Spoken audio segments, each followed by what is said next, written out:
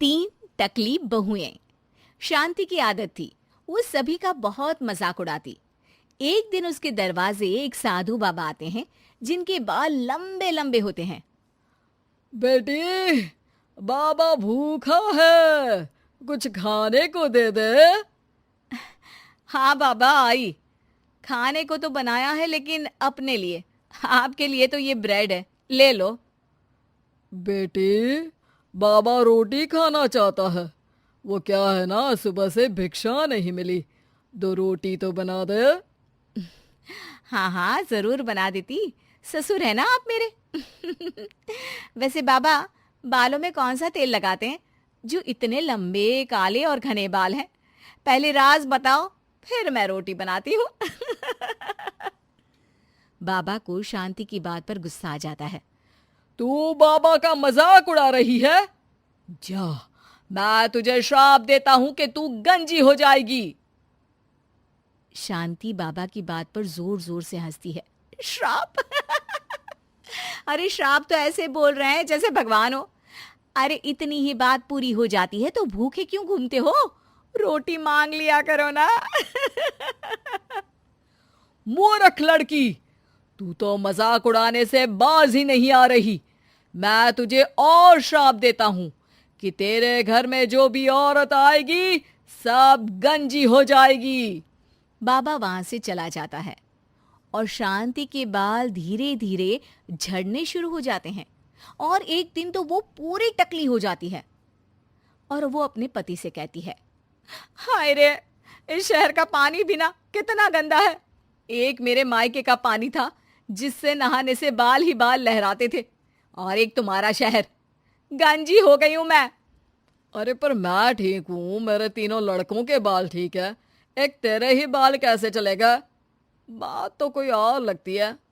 लेकिन शांति को जरा सा भी बाबा का श्राप याद नहीं होता। खैर, दिन बीतते हैं, शांति को विग लगाने की जरूरत पड़ जाती है और एक बार पड़ोसन आती है। अरे शांति, तेरे ना तो सास घर में ना ससुर, क्यों सारा दिन सर ढकी रहती है? इतनी संस्कारी तो तू है नहीं। हाँ।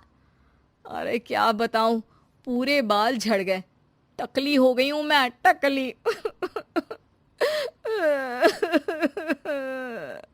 अरे अरे चुप कर शांति, कोई सुन लेगा। एक काम कर, वो डॉक्टर बाल है ना, उनके पास चली जा, वो तुझे आर्टिफिशियल हेयर लगा देंगे, फिर तो पहले से भी बहुत अच्छे बाल लहलाएंगे तेरे सर पर। शांति डॉक्टर के पास जाती है। डॉक्टर उसे हैरानी से देखता है। क्या हो गया डॉक्टर साहब, कभी टकली औरत नहीं देखी क्या? अरे देखी तो है, लेकिन इतनी टकली नहीं देखी। इतनी टकली से क्या मतलब है? टकली तो टकली होती है ना। अरे नहीं नहीं बहन, मैंने अपने 30 साल के करियर में ऐसी टकली नहीं देखी। अरे ठीक है ठीक है, पहले मेरे सर में बाल उगाने का कितना लगेगा ये बताओ। डॉक्टर सर देखते हैं और कहते हैं, ना जी ना, कुछ नहीं हो सकता, आपके सर पर बाल उग ही नहीं सकते, अंदर तक बंजर है जी आपका सर। शांति मुंह लटकाकर घर आ जाती है। अब कभी वो नकली बाल लगाती तो कभी पल्ले से सर ढकती। दिन बीतते हैं और उसके तीनों लड़के बड़े हो जाते हैं। एक दिन शांति का पति कहता है, मैं सोच रहा हूँ तीनों की शादी एक ही साथ करवा दूं, खर्चे भी बच जाएंगे और 3 बहुएं एक साथ आ जाएंगी, क्यों? हाँ वो तो ठीक है, लेकिन मेरी एक शर्त है। अरे इस शहर में तीनों की शादी करवाएंगे और कल को दूसरे शहर की लड़कियों को यहाँ का पानी सूट नहीं किया तो जैसे मैं गंजी हो गई वैसे ही वो तीनों भी हो जाएंगी तो। अरे तुम बेवजह डर रही हो, देखो मेरे और तीनों बेटों के बाल बिल्कुल ठीक है, ये सब बातें छोड़ो अब। खैर, शांति की 3 बहुएं आ जाती हैं। शांति ने खास करके उन लोगों को उनके बालों को देखकर ही पसंद किया था। मैंने तो टकली होकर पूरी जिंदगी काट दी, लेकिन तुम तीनों के बाल पूरे घर की शान होने चाहिए। किसी के भी बाल कम हुए तो वो मेरे घर में नहीं रहेगी। इस घर में प्यार और इज्जत के साथ रहना है तो अपने बालों का ख्याल रखना होगा। बड़ी बहू कहती है, जी माँ जी, आप चिंता ना करें, मेरे बाल तो इतने बेशर्म हैं कि मैं आज गंजी हो जाऊं तो कल ही बढ़कर घुटने तक आ जाएंगे। दूसरी बोल पड़ी, माँ जी, मेरे बाल तो कभी एक भी नहीं झड़े, चाहे मेरी माँ ने कितना ही चुटिया पकड़कर पीटा हो मुझे। अरे माँ जी, मेरी तो दादी के बाल आज भी ऐसे हैं।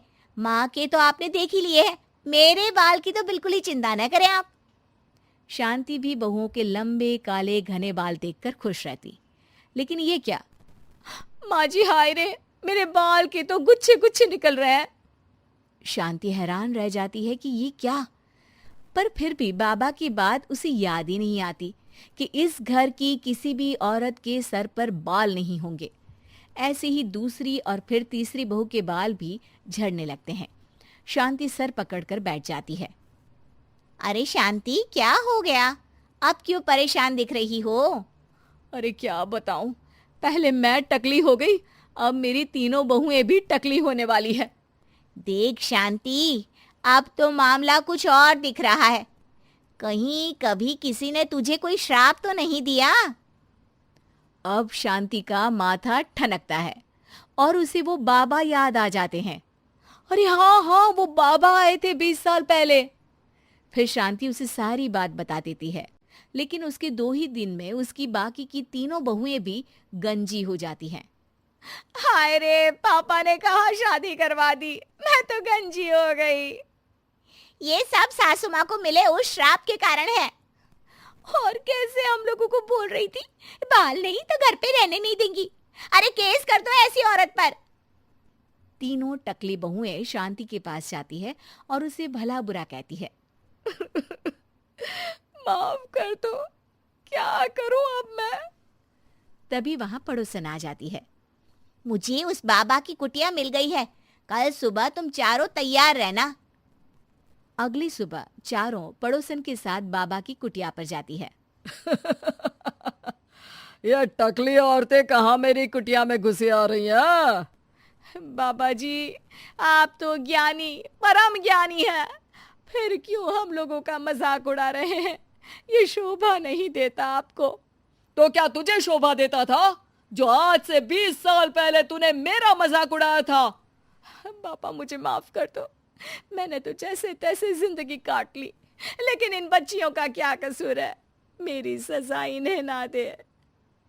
लाख मिन्नतों के बाद बाबा कहते हैं, ठीक है, मान लिया, लेकिन आज के बाद किसी का मजाक उड़ाया तो?